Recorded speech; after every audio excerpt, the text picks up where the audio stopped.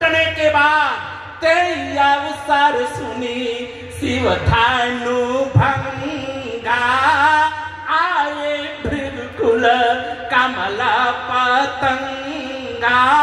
परशुराम जी आ गए। अब परशुराम जी जब आए तो देख रहे हैं कि गुरुदेव का धनुष टूट गया है।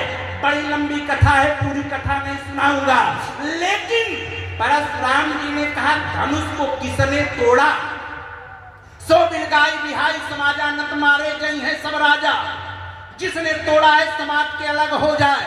लक्ष्मण जी ने धीरे से राम जी से पूछा, भैया ये बड़ा गर्म लग रहे हैं, कौन है? राम जी ने कहा लक्ष्मण बोलो मत, शांति से बैठो।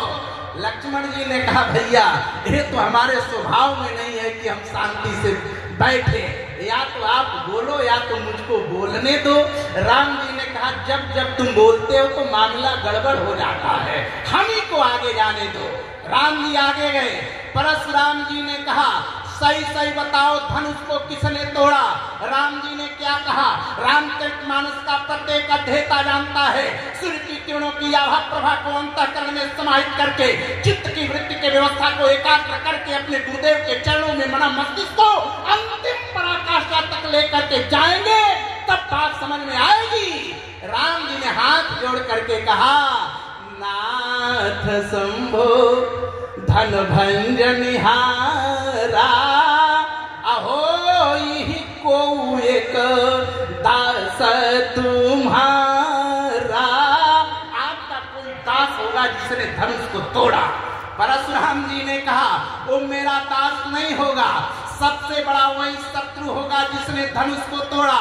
लक्ष्मण जी ने कहा भैया आपकी भाषा नहीं समझेंगे, आप थोड़ा साइड में हट जाइए, हम एक ही मिनट में इनको समझा देंगे।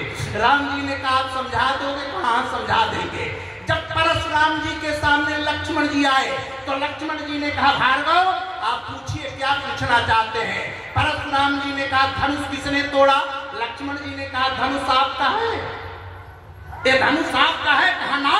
लक्ष्मण जी तुरंत कह रहे हैं आपके बाप का है। कहा ना। तब लक्ष्मण जी ने कहा इतना क्यों क्रोध कर रहे हैं? बाऊ धनु ही तोरी लरी काई, ऐसे ऐसे बाऊ धनुओं को तोड़ दिया। परशुराम जी ने कहा बालक जरा संभल करके बोलो, ये धनु ही है, ये धनुष साधारण नहीं है। लक्ष्मण जी ने कहा तब तो आपको भी समझ लेना चाहिए, अगर धनुष साधारण नहीं है तो तोड़ने वाला भी साधारण नहीं होगा। लक्ष्मण जी बात जब आगे बढ़ाए, परशुराम का क्रोध चरम सीमा पर गया और परशुराम जी ने कहा फरसा काट दो, इसको काटो।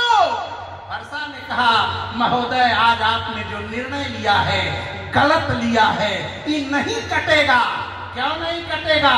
का इसका एक नाम है शेष, और गणित का नियम है जो शेष बचता है वो कभी कटने वाला नहीं है।